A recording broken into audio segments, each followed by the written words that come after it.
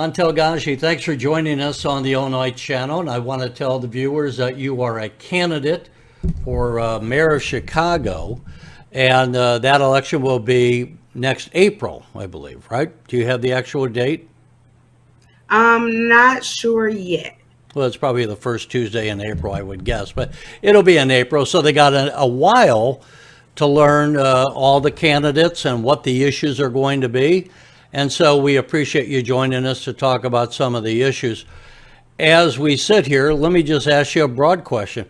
Why are you running for mayor of Chicago, and what is it you would want to accomplish if you were elected? I want to run for mayor of Chicago because I genuinely believe in being the change I want to see. I can't say this is a problem in Chicago or that's a problem in Chicago if I'm not willing to be a part of the solution. So particularly for me, I want to implement more mental health programs, more job training programs, more job placement programs, and I want to introduce financial management and financial literacy sponsored by the city at a much earlier age. We can't put these kids out here after high school and not give a roadmap. And that's what I'm trying to do, give everybody a roadmap. And you're running as a Republican.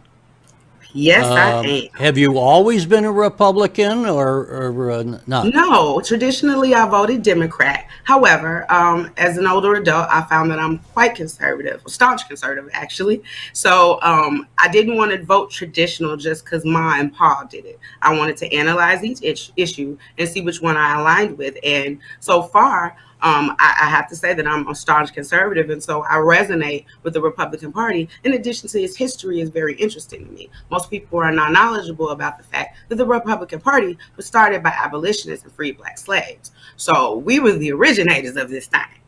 So it's time for me to reintroduce the Republican Party to my melanated counterparts, and that's why I'm here. When you talk to obviously just people across Chicago, predominantly vote Democrat. It's been that way for around 90 years, I would say. Yes. Do you, when talking to other Chicagoans, do you get a similar view that people are becoming fed up with the way the city's been run and that they might consider voting for a Republican candidate? Absolutely, especially in the younger crowd. Most voters 18 to 35, some of them never voted a day in their lives. And at this point, because of COVID, the mandates, different regulations, people are starting to be more interested because it's affecting their everyday lives. So when people are really starting to analyze each pro and con or both sides of the chicken per se, I'm starting to see that most younger voters, 18 to 35, that are people of color, are more interested in voting Republican and more conservative than their counterparts. I would guess a lot of people don't know anything about your background. So why don't you give us your background and what qualifies you to run for mayor of Chicago? Okay. Well, for one thing, I was born and raised in Chicago. I have an extensive history in advocacy for special needs for the last 13 years. I'm a mother of three special needs children myself, as well as a disabled cancer survivor. So initially, my work was advocacy. However, in 2020, when the riots came, I felt an invested interest in putting myself out there because my babies are going to live in these streets. And again, I cannot talk about the issues and not want to be a part of the issues. So I transferred my advocacy work over into political advocacy, uniting gangs in 2020, defending businesses during the riots. And so earlier this year, I ran for state representative of the 5th District against Lamont Robinson. Congratulations to him. And now I am running against Lightfoot. So my goal as mayor of Chicago was to bring true transparency all across the board, whether it be where we're spending our money, how we're spending our money. And you mentioned the pension. I'm going to piggyback off of a colleague of mine named Max Solomon, who mentioned that Illinois has an issue with reform and that the pensions account for a vast majority of where the money is going.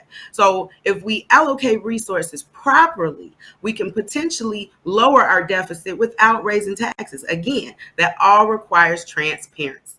There is a divide between who needs mental health services and who really is criminals. When previous mayors were in office, mental health facilities were taken out of the city and funding was allocated elsewhere. I seek to bring that funding back so there can be true mental health screening, and we can incarcerate true criminals and get mental health to people who are really mentally health and challenged. There's a difference, and I think that that divide needs to be taken into account, and funding needs to be allotted for it. Another issue that the Illinois Channel has covered and has been a problem is Chicago public schools, the lack of graduation rates. They spend a lot of money, but they're not getting much return. And consistently we see that throughout the grade levels that the majority of the students are reading below grade level or doing math proficiency below grade level. To what extent do you look at the education or the lack of the quality of education that the students are getting in Chicago? And to what extent could you, as a mayor, address that versus those who are running the Chicago public schools? This is an area I have extensive knowledge on, and that I've been a CPS parent for the last 13 years. I do agree that there is not enough funding to go around, and what is allocated is not allocated properly. Again, this goes back to transparency. That is a elephant in the room when we talk about leadership, because no one wants to be truly transparent, because then we have to address all issues. As a parent and as a taxpaying parent, I am one of the biggest shareholders these schools have. If I am not allowed to speak on behalf of where the funding goes, or if I'm not allowed to speak at school board meetings, that is a problem. So as a mayor, I would seek, one, transparency in funding.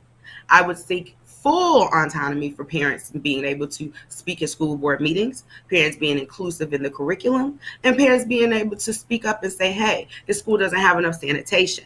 The school doesn't have enough books. The school doesn't have enough money for the lunch program. I would be that full open ear, because I've lived it. I've been where these parents are and where they're going. I don't know to what extent there is a Republican Party in Chicago. I know there is one. There is. It's not as maybe as large, but we look at the national numbers. We think this is going to be a big Republican year for reasons that people are fed up about the inflation, the price of gasoline, the price of food. Of course, in Chicago, rents also are a major problem. And so a lot of people, not just in Chicago, just across the country, are pretty fed up with the way things are going. And so have you reached out as yet to the Republican Party, or have you begun fundraising, or just whereabouts are you in your process of running your campaign? Well, I've done both.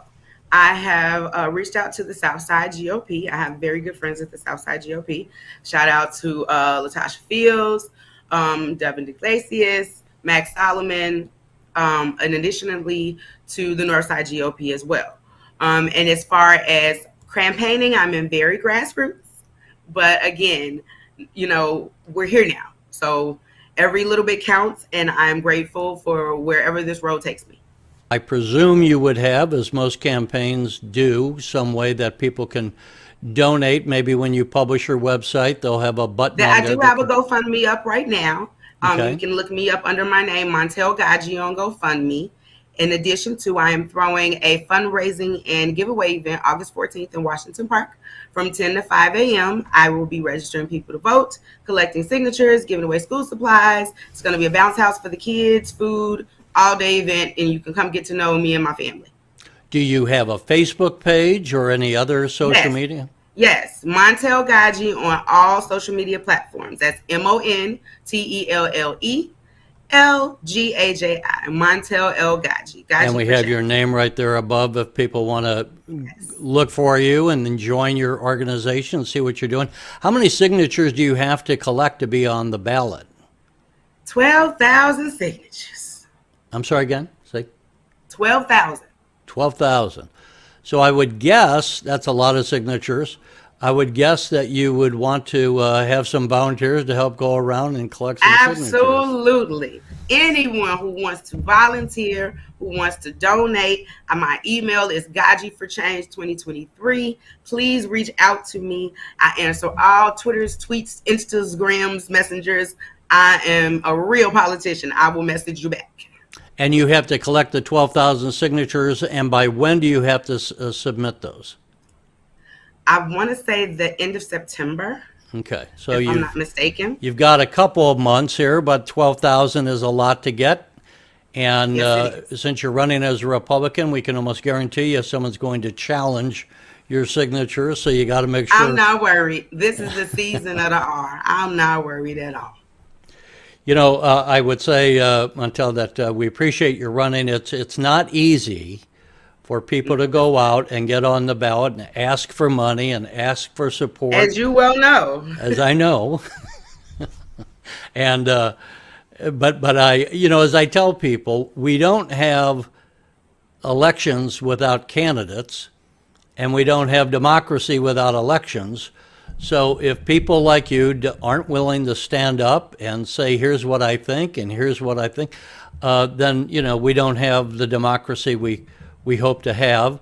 And so I think it's great that you're running. I think it's also, frankly, great that you're running as a Republican, because anytime we have one party dominating a